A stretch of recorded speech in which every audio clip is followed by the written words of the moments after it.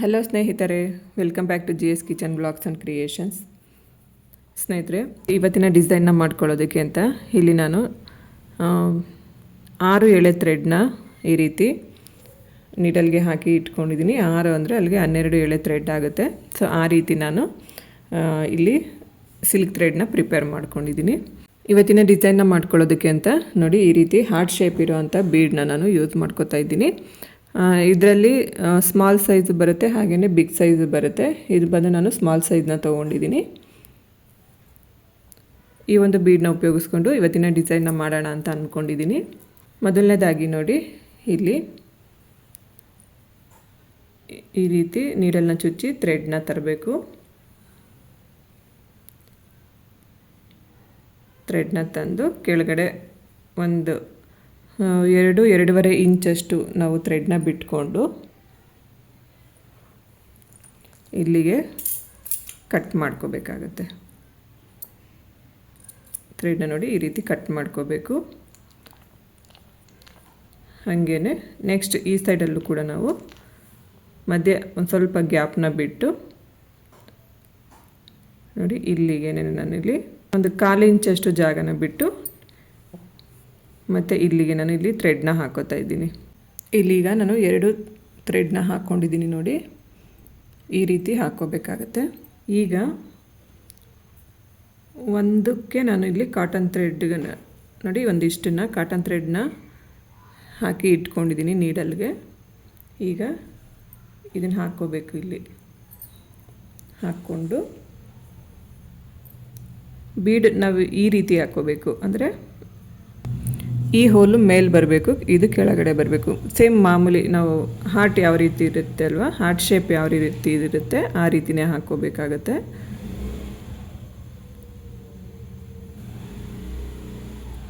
ನೋಡಿ, ಈ ರೀತಿ ಈಸಿಯಾಗಿ ಥ್ರೆಡ್ಗೆ ಬೀಡನ್ನ ಹಾಕ್ಕೊಂಬಿಡ್ಬೋದು.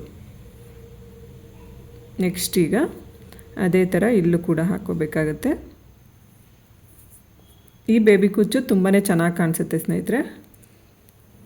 ನಮಗೆ ಸೀರೆ ಕುಚ್ಚುಗಳು ಹಾಕ್ಕೊಳ್ಳೋದಕ್ಕೆ ಬರೀ ಕ್ರೋಶ ಬಂದರೆ ಮಾತ್ರ ಹಾಕ್ಕೋಬೋದು, ಇಲ್ಲಾಂದರೆ ಹಾಕೋಕ್ಕಾಗಲ್ಲ ಅಂತ ಏನೂ ಇಲ್ಲ. ನೋಡಿ, ಈ ರೀತಿ ನಮಗೆ ಕ್ರೋಶ ಬಂದಿಲ್ಲ ಅಂತಂದ್ರೂ ಒಳ್ಳೊಳ್ಳೆ ಸೀರೆ ಕುಚ್ಚು ಡಿಸೈನ್ಸ್ನ ನಾವು ಹಾಕ್ಕೋಬೋದು.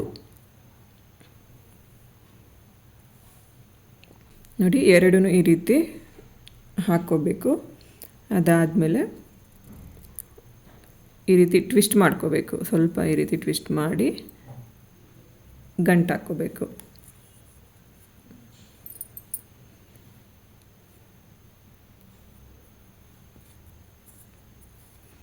ನೀಟಾಗಿ ಎಲ್ಲ ಥ್ರೆಡ್ಡು ಬರೋ ಥರ ಈ ರೀತಿ ಗಂಟು ಹಾಕ್ಕೋಬೇಕು.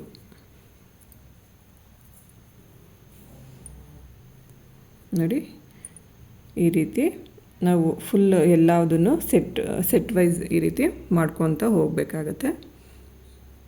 ಇದು ನಿಮ್ಗೇನಾದರೂ ಇನ್ನೂ ಹತ್ತಿರ ಆಯಿತು ಅಂತ ಅನಿಸಿದ್ರೆ ಇದು ಹಾಕೋತೀವಲ್ಲ, ಈ ಥ್ರೆಡ್ ಇನ್ನು ಸ್ವಲ್ಪ ದೂರ ಬೇಕಾದ್ರೂ ಹಾಕ್ಕೋಬೋದು.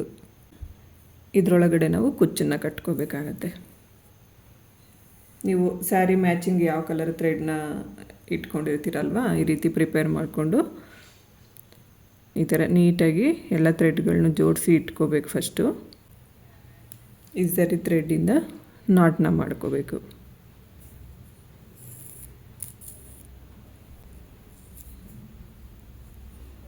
ನಾನು ಸಾಮಾನ್ಯವಾಗಿ ಎಲ್ಲ ಡಿಸೈನ್ಸ್ಗೂ ಇದೇ ರೀತಿಯೇ ನಾಟ್ನ ಮಾಡ್ಕೊಳ್ಳೋದು. ಒಂದು 2 ಸರಿ ಅಥವಾ 3 ಸರಿ ನೋಡಿ, ಈ ರೀತಿ ಥ್ರೆಡ್ನ ತಂದು ನಾವು ಹೂ ಕಟ್ಟೋ ರೀತಿ ನಾಟ್ ಹಾಕ್ಕೊಂಡ್ರೆ ಯಾವುದೇ ಕಾರಣಕ್ಕೂ ಬಿಚ್ಚೋಗೋದಿಲ್ಲ. ಒಂದು 3 ಸರಿ ಸಾಕಾಗತ್ತೆ. ಈಗ ಇಲ್ಲಿಂದ ಥ್ರೆಡ್ನ ತೊಗೊಂಬರ್ಬೇಕು. ನಾವು ಹಿಂದೆಯಿಂದ ತೊಗೊಂಡು ಬಂದಾಗ ಏನಾಗುತ್ತೆ ಅಂದರೆ ನಮಗೆ ಫಿನಿಶಿಂಗ್ ನೀಟಾಗಿ ಬರುತ್ತೆ. ಎಷ್ಟುದ್ದ ಬೇಕೋ ಕುಚ್ಚು ಅಷ್ಟುದ್ದ ಬಿಟ್ಟು ಥ್ರೆಡ್ನ ಕಟ್ ಮಾಡ್ಕೋಬೇಕು ಕೆಳಗಡೆ.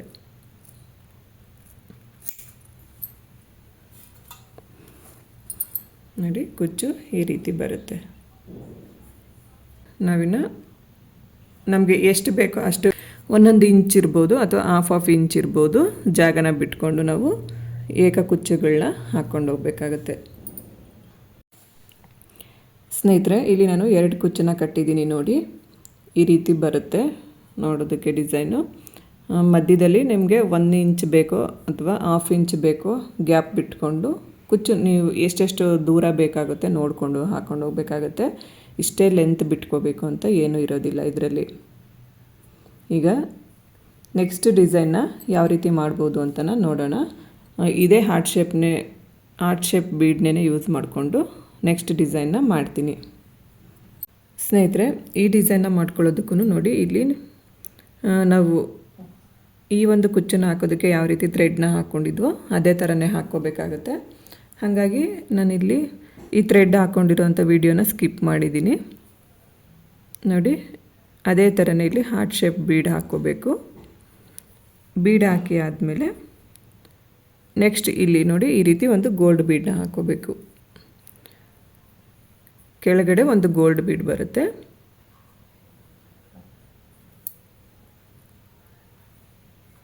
ನೋಡಿ, ಈ ರೀತಿ ಬರುತ್ತೆ.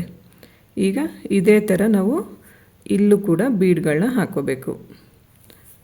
ಫಸ್ಟು ಒಂದು ಹಾರ್ಟ್ ಶೇಪ್ ಬೀಡ್ ಹಾಕ್ಕೋಬೇಕು, ಅದಾದಮೇಲೆ ಒಂದು ಗೋಲ್ಡ್ ಬೀಡನ್ನ ಹಾಕ್ಕೋಬೇಕು.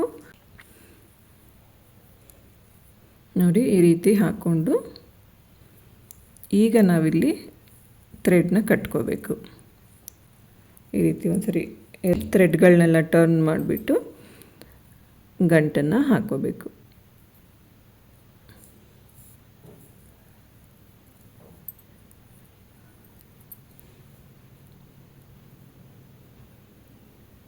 ಸ್ವಲ್ಪ ಈ ರೀತಿ ಕೆಳಗಡೆ ಲೂಸಾಗೇ ಹಾಕ್ಕೊಳ್ಳಿ. ಕುಚ್ಚು ಬಂದಾಗ ಅವಾಗ ಕರೆಕ್ಟಾಗಿ ಕೂತ್ಕೊಳ್ಳುತ್ತೆ. ಈಗ ಈ ಗ್ಯಾಪಲ್ಲಿ ಕುಚ್ಚನ್ನು ಕಟ್ಕೋಬೇಕು.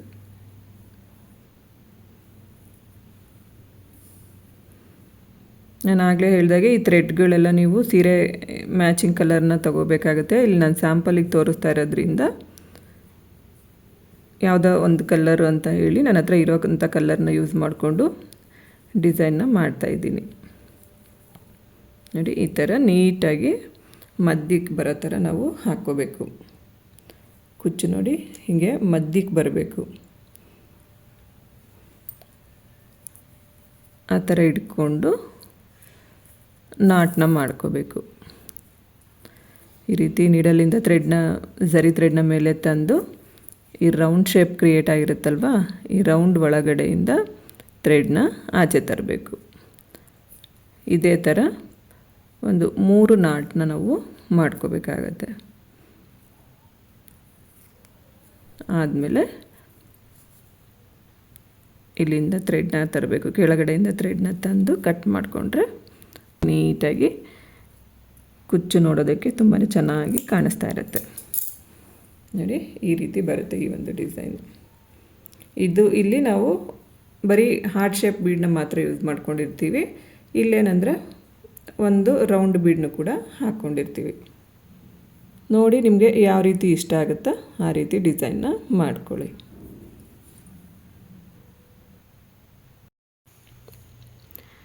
ಸ್ನೇಹಿತರೆ, ಇಲ್ಲಿಗೆ ಈ ವಿಡಿಯೋನ ಮುಗಿಸ್ತಾ ಇದ್ದೀನಿ. ವಿಡಿಯೋ ಇಷ್ಟ ಆದರೆ ಲೈಕ್ ಮಾಡಿ, ಶೇರ್ ಮಾಡಿ, ಕಮೆಂಟ್ ಮಾಡಿ, ಹಾಗೆ ನನ್ನ ಚಾನಲ್ನ ಸಬ್ಸ್ಕ್ರೈಬ್ ಮಾಡ್ಕೊಳ್ಳಿ. ನನಗೆ ಯಾವಾಗಲೂ ಹೀಗೇ ಸಪೋರ್ಟ್ ಮಾಡಿ ಅಂತ ನಾನು ಕೇಳ್ಕೊತೀನಿ. ಸರ್ವೇ ಜನ ಸುಖಿನೋ ಭವಂತು. Thanks for watching.